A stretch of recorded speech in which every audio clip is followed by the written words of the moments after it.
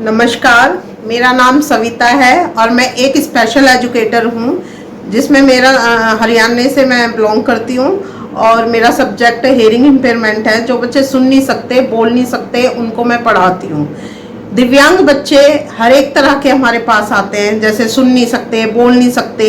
इसके साथ multi disability बच्चे भी आते हैं जिनके पैरों में प्रॉब्लम होती है, जिनके कानों में प्रॉब्लम होती है, जो दिमाग से होते हैं। ऐसे सभी बच्चे हमारे पास पढ़ते हैं और हम सबको टेक केयर करते हैं, जो खा भी नहीं पाते हैं और जिनको हम अपने हाथों से खिलाते हैं, जो अपना दैनिक दिनचर्या की क्रियाएं वो भी नहीं कर पाते। तो हम लोग ऐसे बच्चों के साथ काम करते हैं। अब मैं एक छोटी सी स्टोरी कम्युनिकेशन के बारे में बताऊंगी कि जो बच्चे सुन नहीं सकते, बोल नहीं सकते, उनके साथ क्या स्थिति होती है। इसके लिए मैं एक छोटी सी स्टोरी के माध्यम से आपको कुछ समाज को एक मैसेज देना चाहूंगी। तो एक सरिता नाम की बच्ची जो खेवड़ा में रहती थी, उसकी उम्र 13 साल की थी। वो कभी एक शब्द भी नहीं बोली। विलेज से थी जहाँ बहुत रूढ़िवादी लोग रहते थे और उन्होंने उस बच्ची को क्या नाम दिया पता है आपको? आप इमेज कर सकते हैं, आप सोच सकते हैं। उन्होंने उसको नाम दिया गूंगी बहरी बच्ची। एक बच्ची का नाम सरिता है और पूरा गांव उसको गूंगी बहरी लड़की के नाम से बुलाता था। मेरे को इतना अजीब लगा, इतना अजीब लगा। मैं कहा हमारा समाज ही जब ऐसे कर रहा है, समाज से ही तो दुनिया बदलती है। अगर समाज नहीं बदलेगा तो दुनिया को कैसे बदलेंगे हम? समाज कहता है समाज में ये अच्छा नहीं हो रहा, वो अच्छा नहीं हो रहा। क्या अच्छा नहीं हो रहा? कौन है करने वाले? हम लोग। मैंने उस दिन से उस बच्ची के लिए इतनी मेहनत की, इतनी मेहनत की, उसके साथ अपने आप को दिन रात मेहनत की और मेरा विश्वास था कि मैं इस बच्ची को आत्मनिर्भर बना के ही रहूंगी। तो उस बच्ची के साथ बहुत सारा काम, जैसे उसकी साउंड निकलवानी।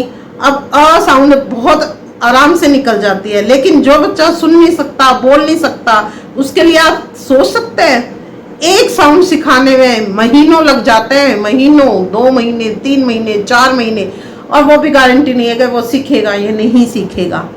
मुझे आसपास के लोग कहते थे पागल है, ये सिखा रही है, क्या आ ई ऊ करती है।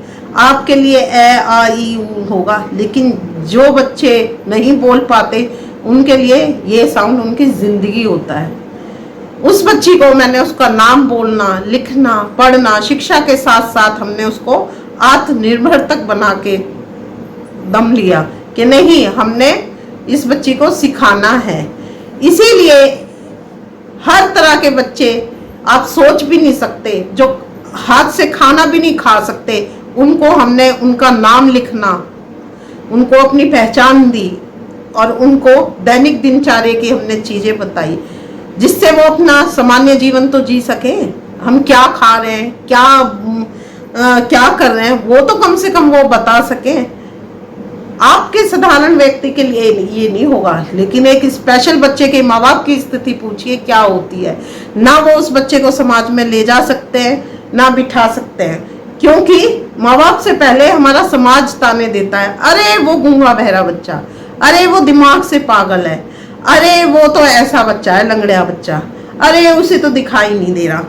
ये सारी दिव्यांगता हमारे समाज उसको गिना देता है। तो ये मैं समाज से कहना चाहूंगी कि इन बच्चों को अगर आप बदलोगे तो समाज बदलेगा। इन बच्चों के लिए आप ऐसी अवेयरनेस फैलाओ। छोटे अमाउंट से हम इनकी हेल्प कर सकते हैं। जैसे इनको हेयरिंग ऐड लगा दिया, जिसके पास किताब कॉपी नहीं है वो किताब कॉपी कर दी। जो स्पेशल एजुकेटर है वो तो अपना कार्य कर ही रहा है, लेकिन हमारे समाज को भी इनके लिए आगे आना है, इनकी सेवा करनी है। तो इसीलिए मैं एक छोटी सी मैंने अपनी कहानी के माध्यम से आपको सुनाया कि जैसे एक बजरंग भाईजान की स्टोरी में एक नाम से एक व्यक्ति को पहचानने में कितनी दिक्कत होती है। मुन्नी, जिसका नाम मुन्नी, अब एक एक शब्द कितना महत्वपूर्ण है बच्चे के लिए। और इसी कार्य का उद्देश्य है मैं अपने जीवन में ले रही हूँ, समाज भी करे। मेरा सबसे अनुरोध है कि आप अपनी सोच बदलिए। दिव्यांगता तो बदलेगी ही, वो बच्चे तो बदलेंगे ही, क्योंकि आज इतने स्कूल खुल गए हैं। पहले तो अवेयरनेस नहीं थी, आजकल तो जगह जगह स्कूल खुल रहे हैं। आजकल तो गवर्नमेंट ने भी अपनी स्कीम में कह दिया है कि स्पेशल को आप स्कूल में एडमिशन लीजिए। तो फिर आप क्यों नहीं बदलते? आज भी वही है कि देखो गूंगा बहरा बच्चा, देखो अंधा बच्चा। तो मेरा आप सबसे अनुरोध है कि आप अपनी सोच को बदलिए, है ना। तो मेरा आपसे अनुरोध है कि आप सब बढ़ चढ़कर इन बच्चों की सेवा करें, भाव रखें, ठीक है।